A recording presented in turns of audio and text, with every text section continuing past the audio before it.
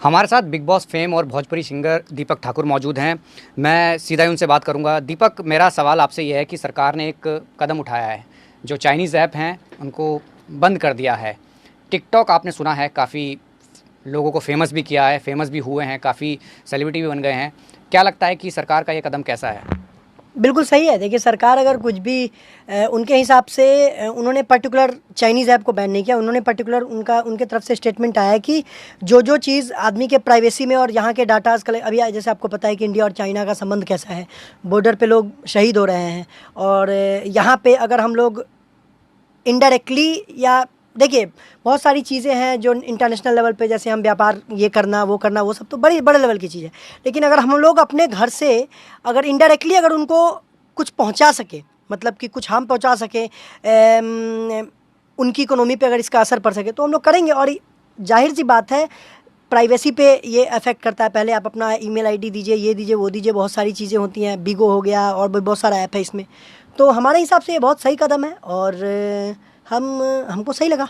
आपने कभी टिकटॉक शुरू किया था, आप थे उसके यूज़र। दूसरी तरफ जो आप गाना गाते हैं, आपका एक टैगलाइन है बिहारी, जो जिस तरीके से कहा जाता है कि वो आप काफ़ी फेमस है, उसको लेके भी बिग बॉस का फेम भी आपको मिला है। तो ये किस तरीके से देखते हैं? क्योंकि आदमी फेमस होने के लिए जिस तरीके के इस्तेमाल ये ऐप्स हुए हैं, चाइनीज़ खासकर थी ये, तो अब क्या ऑप्शंस रह जाएगा? क्योंकि यूथ जो है काफ़ी जुड़ी थी इसके साथ। आप खुद एक युवा हैं। देखिए, हमारे कहने का मतलब है कि आप अगर मेहनती हैं, जिस सेक्टर में जाना चाहते हैं, जिस फील्ड में जाना चाहते हैं, उस फील्ड में आप मेहनत कीजिए। आपके पास बहुत सारा ऐप है और ज़रूरी नहीं है कि सिर्फ ऐप से ही जाता आदमी फेमस होता है। ठीक है, यूट्यूब है आपके पास, आप गाते हैं, आप एक्टिंग करते हैं, मोनोलॉग बनाइए, डालिए, अपना यूट्यूब चैनल है, उसको ग्रो कीजिए, उससे पैसा कमाइए। मेन चीज़ क्या हो गया ना, टिकटॉक हो गया था वो अड्डा की। हमको देखिए, टिकटॉक चूँकि 15 सेकेंड का था और उसमें जाहिर सी बात है कि जो प्रोडक्टिव काम जो लोग करते हैं ना, वो लोग उस पर करते नहीं थे। आप एक चीज़ गौर कीजिएगा कि मैंने उस पर ज़्यादातर वीडियोज़ देखे हैं, लोग उसको तभी पसंद करता है या कुछ होता है जब उसमें कुछ ऐसा, मतलब कि क्या कहते हैं उसको, तड़कता भड़कता टाइप अगर कुछ उसमें हो गया। जैसे कि अभी आपने कुछ दिन पहले देखा था, क्या नाम है उसका, एक फैजल सिद्दीकी करके, जो उसने वो एसिड अटैक वाला वीडियो बनाया। तो इससे क्या होता है, अगर आप युवा देख रहे हैं तो या तो आप इंस्पिरेशन वाला वीडियो बनाइए, ठीक है। लेकिन उनको क्या होता है कि जुनून की युवाओं में चौक चौराहे पे बैठने वाले लफंडे लफाड़े, उनमें उनको फेमस होना होता है। तो कोई गुटखा खा के वीडियो बना के डाल दिया कि बन के वाह कितना बढ़िया गुटखा खा के वीडियो डाल दिया, ठीक है। कोई चार लगा, एक वीडियो देखा होगा, हाथ में थूक लगा के लड़की से हाथ मिला लिया, मतलब कि वो तो जाहिर सी बात है कि चलिए, पॉजिटिव निगेटिव चीज़ें हर जगह है, लेकिन जहाँ पे अगर हमारी ज़्यादा संस्कृति पे जिसका असर हो रहा है, ठीक है। अभी जैसे बहुत सारा ऐप है, जैसे हम तो पर्टिकुलर पबजी का भी नाम लेंगे, कि जो हमारी संस्कृति है, जो हमारा धरोहर है, उसको हार्म करने का काम जो भी ऐप कर रहा है, टिकटॉक हो, जो भी हो, वो बैन होना चाहिए। और बैन हुआ है इसमें से। और ऐसा बात नहीं है कि टैलेंट टिकटॉक से ही बढ़ गया, आगे नहीं होता तो यार ख़त्म हो जाता, इतने लोग रोड पे आ जाएंगे, टिकटॉक बैन हो गया, उनका टैलेंट अब कैसे निकलेगा? क्या टैलेंट था? 3 बजे एक किसी का टिकटॉकर का आया था बयान कि मैं 3 बजे तक कंटेंट ढूंढता हूँ, ठीक है। और सुबह उठिए तो उसके वीडियो अकाउंट पे मतलब कि लहंगा और चोली में वीडियो पोस्टेड है। तो ये कंटेंट ढूंढ रहा है वो, 3 बजे तक कंटेंट ढूंढा, तो उसको यही कंटेंट मिला कि हम लड़का है तो अर्धनागेश्वर, मतलब कि लड़की का पहन लीजिए पूरा साड़ी चोली और अगला दिन एक गाना किसी पे डांस कर दीजिए, तो वो हमारा कंटेंट हो गया। ये कंटेंट नहीं है भाई, किसी के गाना पे आप लिपसिंग कर रहे हो। आप ये बात समझिए, इसको लोग कंटेंट का नाम दे रहे हैं। किसी के गाना पे आप लिपसिंग कर रहे हो, मुंह चला दे रहे हो और उसको कह रहे हो कि हमने ये, मतलब कि ये मेरा टैलेंट था बहुत पहले से, लेकिन हम कर नहीं पा रहे थे। मैं एक और सवाल आपसे पूछना चाहूँगा। एक चिंगारी ऐप आया है, वो हर प्रकार में 1 घंटे में उसमें 10 लाख या 10 लाख से ज़्यादा लोग उसमें जुड़ रहे हैं। वो भारतीय ऐप है जिसमें तमाम भाषाओं के साथ उसमें जिक्र है। क्या लगता है कि हमें ये जब चीज़ें छोड़ दी हैं, जब हट रही है, तो क्या इसको अपनाना चाहिए? क्योंकि टैलेंट तो टिकटॉक में भी देखा। क्या भारत में वो टैलेंट जिस तरीके से भरा है, आप कह रहे हैं कि यूट्यूब का इस्तेमाल कर सकते हैं, वीडियो बना के कर सकते हैं, तो जो उभरेगा तो वो उभर सकता है। हमारे कहने का मतलब यही है। आपको शायद याद होगा, टिकटॉक के जो फाउंडर हैं, उन्होंने, उनका बयान आया था एक कि हमने एक ऐप बनाया था, लेकिन हमको नहीं पता था कि ये ऐप इंडिया में ही सबसे ज़्यादा हिट हो जाएगा, क्योंकि इंडिया में ही सबसे ज़्यादा बेरोजगार है। ठीक है। तो ये अगर जो बेशरम लोग होंगे वही समझेंगे। हम एक सीरियसली बात बताते हैं, टिकटॉक हम भी यूज़ करते थे, ठीक है। हम ये नहीं है कि हम तो गंगा नहा लिए जाके तो हम अब पवित्र हो गए हैं, टिकटॉक अब हमारे ऊपर कोई, हम ये नहीं कह रहे। टिकटॉक पे भी अच्छे लोग थे, वो करते थे, ठीक है। लेकिन मेजोरिटी देखिए, ठीक है, मेजोरिटी देखिए, कोई भी डिसीजन होता है तो मेजोरिटी देख के लिए आता है।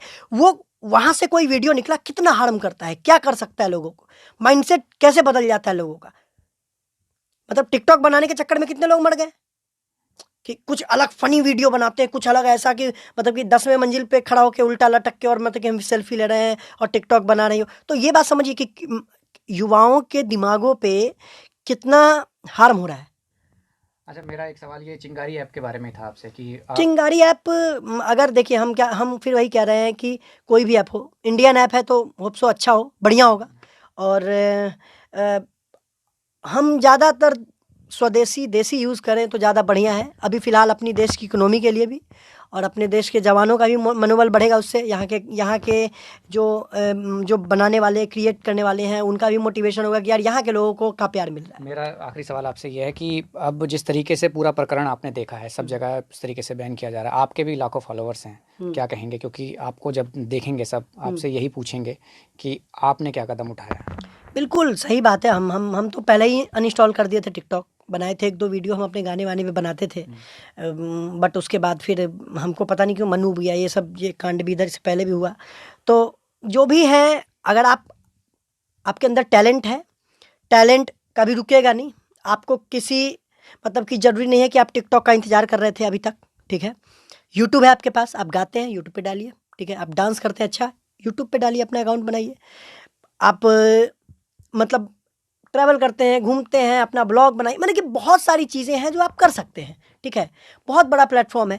ज़रूरी नहीं है कि टिकटॉक जो कि बाहर की कंपनी है, उस देश की कंपनी है जो हमारे देश को हार्म कर रहा है, उसका इंटेंशन हार्म करने का है। हमारे जवानों की शहादत उस बॉर्डर पे हो रही है जहाँ के लोग ऐसी कंपनियां बना के और इंडिया में ऐसे मतलब कि छीट देते हैं एक तरीके से ऐप बना के कि चलो अब ये लड़के लोग, यहाँ के युवा लोग, ये इसमें अब लग जाएंगे।